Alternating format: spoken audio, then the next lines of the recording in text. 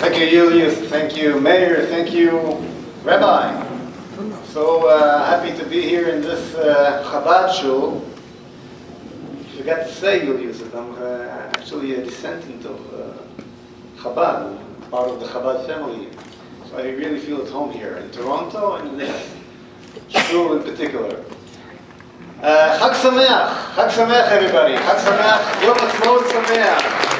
Don't be very happy today because Ze Hayom Asa Hashem Nagila V'nismecha Bo. We can argue if it's a Chatad de Geula or not Chatad de Geula. Jews likes to argue, but one thing we cannot argue about.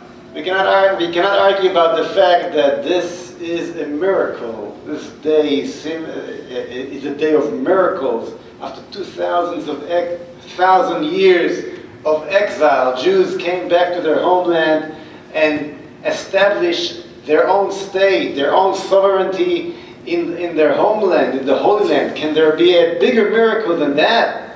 So definitely this is a dramatic simcha.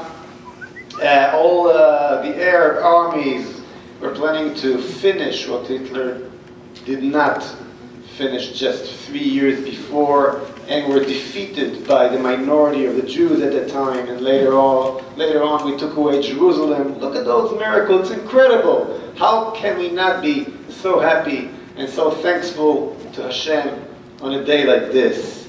Yet, there are a few little things to fix, you know. Hashem don't want us to be too bored, so left us a few things to fix, and we will fix it.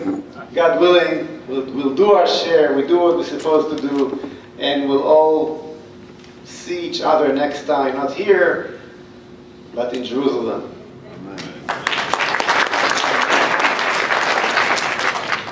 As you saw in the movie, the whole concept of Manhigut Yehudit is to change the way Israelis are thinking on their own identity, on their own Judaism, as instead of thinking of it as a threat, as something that's going to take away their freedom, see it as their identity, as their way of life, something they're proud of, something that put a real goal, a real vision in front of everybody. Religious and secular, Ashkenazi and Sephardi, traditional and left and right, all the Jews should be proud in their identity, should understand that the real message of Judaism is freedom and not the other way around, and this way they're going to have a meaningful life on the personal level, and on the national level. The eyes of the youth will start, sparkle. They should be proud of their state and understand that they are part of a whole chain, a whole history that started with Avraham Avinu. They're representing and being part in building a society, a modern Jewish state in the land of Israel that will be a light to the nation. It will be a symbol of the way of life, the right way of life to the entire world. Not only technology, which is very important, the best technology we're going to spread to the entire world. Not only biotech, not only knowledge, not only wealth. We're going to be the richest country in the world, I believe. Nothing very long time. But also values, also spiritual message will come out of Zion, and more Israelis starting to understand that. This is the dream. It is not a dream that you can explain to the Israelis in one day. Slowly but surely. This television guy that you saw, Avri Gilad in the movie, he's a leftist. He's not religious. But he tells you, I started to think about the temple in a different way. It did not happen in one day, but in the 14, 15 months that I'm in the Knesset, I discovered that this message can go through without, of course, moving 1 inch from your beliefs and from your principles. Tonight I want to represent to you the Jewish leadership solution to the what they call the peace process. What is our alternative to the false Oslo process? We have an alternative, as I mentioned, in all circles of life. I believe we have an alternative in the to the economy, way Israel should function, the way Israel should function economically, the health system, of course the cultural system. We have our Jewish fingerprint. We have what to offer in all circles, but tonight I want to talk about our political solution. Because for 20 years, the left is giving us their solution, and when Benjamin Netanyahu, as the head of the opposition at that time, said that's wrong, it's something wrong to do, Shimon Peres stood at the Knesset and told him, what is your alternative? What is your alternative? Ma alternativa shelcha, as I remember. And Netanyahu did not have an answer. And the right wing never had a real answer to that question. What is your alternative? What is our alternative? What is the Jewish alternative to bring peace to the Middle East? Well, tonight we're going to bring this alternative, and this alternative that I'm going to represent shortly will be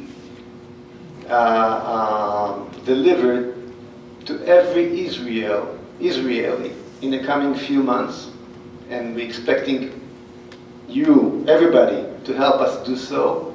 And once the Israelis will observe the fact that there is an alternative from a Jewish point of view, from who they are, to this so-called peace process that brought us only bloodshed, that brought us only horrors in the last 20 years, they'll pick it up, and we'll continue with that. So what is our alternative? First, we have to understand what, as they say, sur merav aseh tov. What was the problem with the Oslo process? You know, for many, many years, even before Oslo, we're hearing that the basic concept of the peace process should be land for peace. Land for peace. And that is true. Through all history, peace was always based on that concept. The side that won the war got the land, and those who lost the war got the peace. Right? That's the way it works. If you win the war, you get the territory. If you lose the war, and you're lucky, you get peace. Right? That's the way it works. I think the first time in the history of the world, those who won the war supposed to give land, and those who lost the war, not only lost the war, but those who started the war and lost, supposed to get the peace. It's the other way around. The one who wins the war gives the peace. The one who loses the war gives the land. What's going on here? Did we lose the war in the 6 Days War? Why should we, Israel, give the land and not the peace? Did you ever ask yourself this question? Many times. So I hope I'll be able to solve that mystical question. The answer is that yes, in the battlefields, the Israeli soldiers, the heroical Israeli soldiers and commanders won the battlefields. But we never really won the war. And you know why? Because Because the real war is not between the Jews and the Arabs. The real war is between the Jews and themselves. The real war is a war of identity, a war of dreams, as I named my second book, by the way. The war of dreams. It's the war between the Israeli dream and the Jewish dream. You see, Israel was based upon two contradictional dreams. Two dreams that fight with each other. The Jewish dream that we always had was to fix the world in the kingdom of God in our own land, continue the march of Abraham, the message of one God, to be a nation not like all the nations, nation aside of the nations. Hen am levadad yishkonu bagoyim lo yitchashavu. This is one of the biggest blessings that we got from the mouth from Bilam HaRasha at the time. A nation aside of the nations, a special nation that enriched the entire world in the message of Hashem.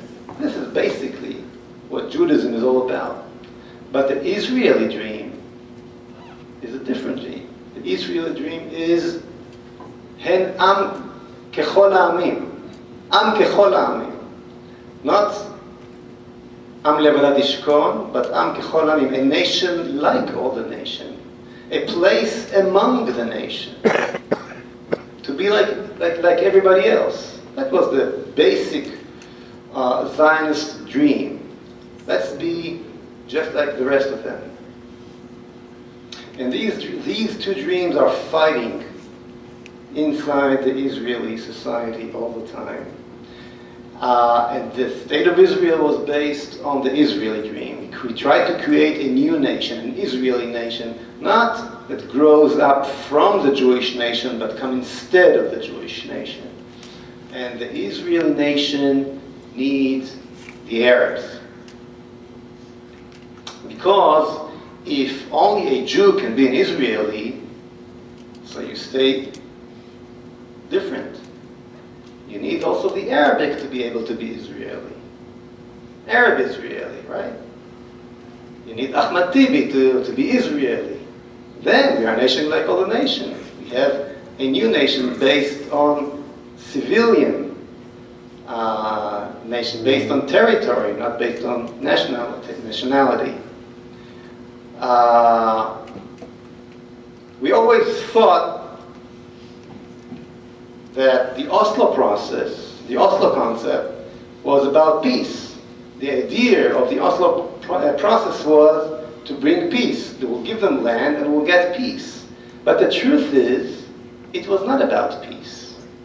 It was about getting rid of these territories in Judea and Samaria that carry on our Jewish identity. When you're walking in Shiloh, that we just saw in a movie, when we standing in Me'arat HaMachpelah or in the Temple Mount, these territories are forcing our Jewish identity on us. These territories that carrying this 3,000 years of message, these biblical territories forcing our Jewish identity on us. So we have to get rid of them. Now that sounds a little bit conspirative, right? Sounds like a conspiratia, as we say in Hebrew. Okay? But I'm not the only one who's saying that. About 2 months ago, the major architect of Oslo, Dr. Ron Pundak, said the following. He said, I'll say it in Hebrew first, Hashalom eino hamatara. המטרה היא ישראליזציה של המדינה במקום ייהוד שלה. The peace is not the goal. The goal is Israelization of the state instead of Judaism of the state. In other words, the whole Oslo process was not about peace. If it would have been about peace after the first bus blowing, it should be stopped, right?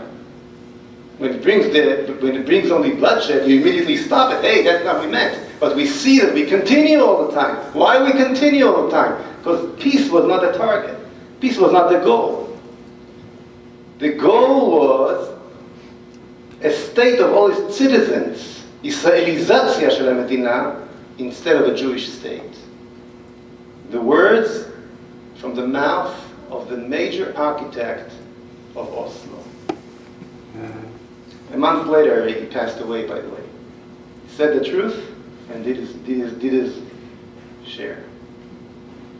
So now that we understand what this peace process is all about, we understand what a Jewish leadership goal should be. Exactly the opposite. We need a solution that gives us the opportunity to make Israel a real Jewish state, and not a state of all its citizens. That's the goal. If that's the right goal, if that's what God expects us to have in Eretz Israel, if that's the right goal, and we'll fulfill that goal, we'll have peace. Now, how are we going to do it? The plan, the Jewish leadership peace plan, has 5 stages. The first stage is complete annex the land, full Israeli sovereignty.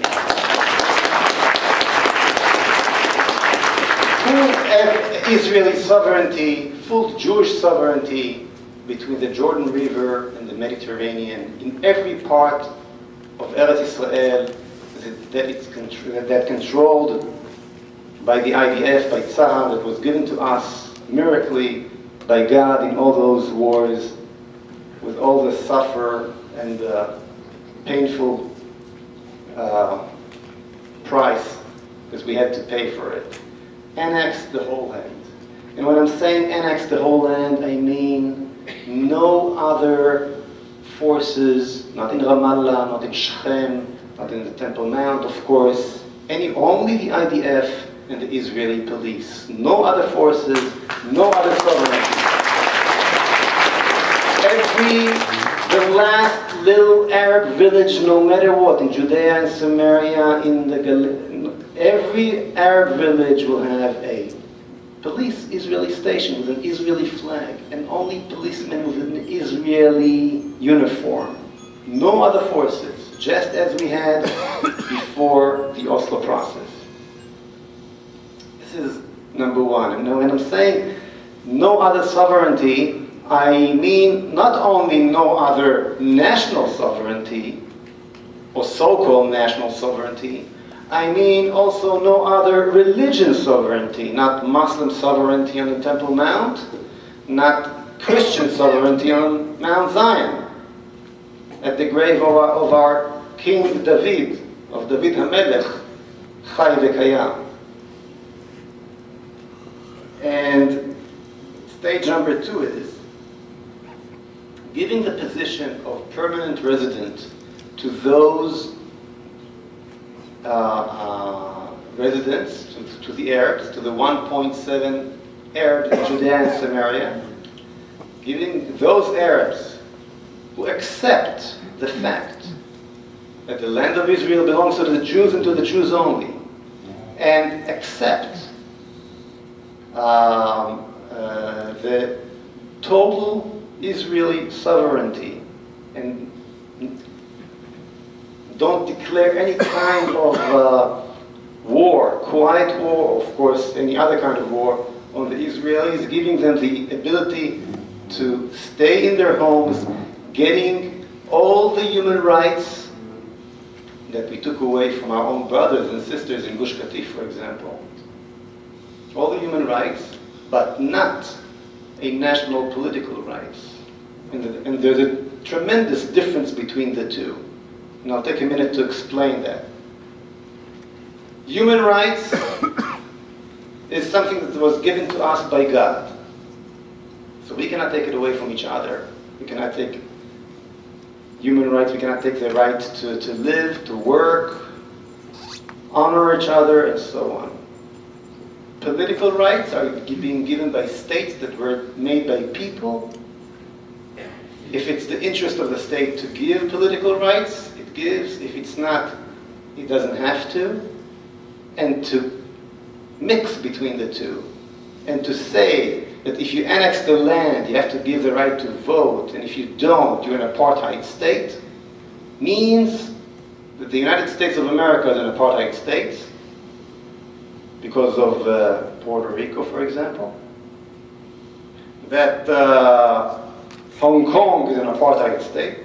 Czechia is an apartheid state. Latvia, 15% of the Latvian people cannot vote to the parliament. So Latvia, which is a part of the European Union, is an apartheid state. England is an apartheid state because England took over parts of Cyprus and did not let all those people that it took under its wing to have the ability to vote in England, and so on and so on. America is not an apartheid state because of a citizen of Puerto Rico, if he goes on a bus, will never be taken off because of the color of his skin. So America is not an apartheid state. Saying that Israel, if it's taking over its own country and not giving immediately the right to vote to those that just yesterday declared war against it, if it's not doing it, it's an apartheid state. It's the biggest lie, and we should not be worried about it. Stage number 3, we should encourage the Arabs, those who wish to leave the land of Israel and find a future and a better place for them. And when I'm saying this, encourage, I mean giving them the ability to sell their homes, what they cannot do today. Today, 15,000 Arabs, and I'm not saying Palestinians because there is no Palestinian nation, but 15,000 already today, without having the ability to sell their homes, because they'll get killed if they will. Yet, they leaving. We should encourage that process to continue. Once there will be a full Israeli sovereignty, they'll be able to sell their homes.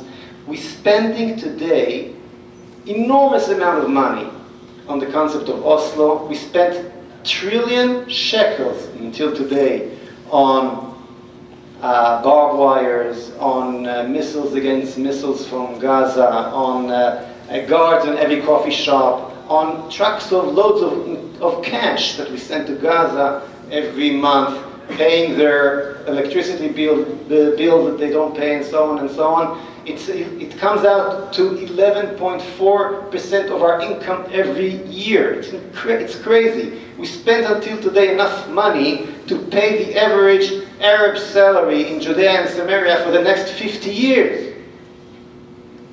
We should use part of that money to encourage them to leave and to minimize the amount of Arabs that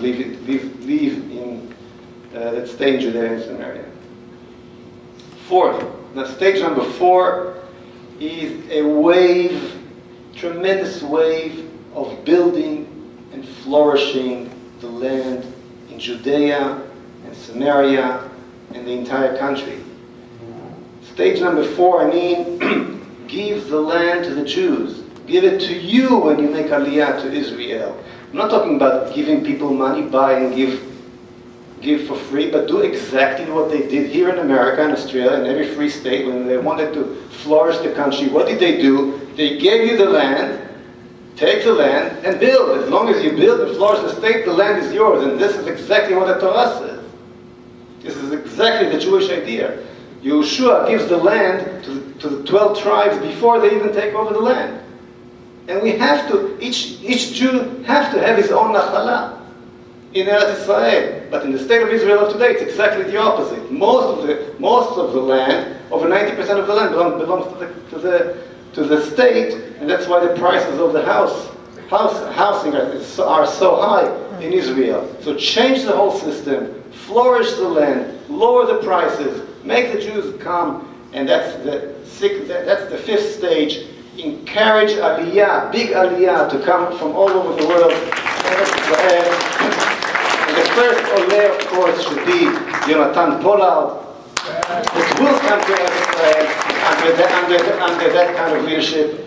This is the alternative. What I just presented to you now is the real alternative to all this nonsense that's going on for so many years, never did and never will bring peace, but only bloodshed and more misery.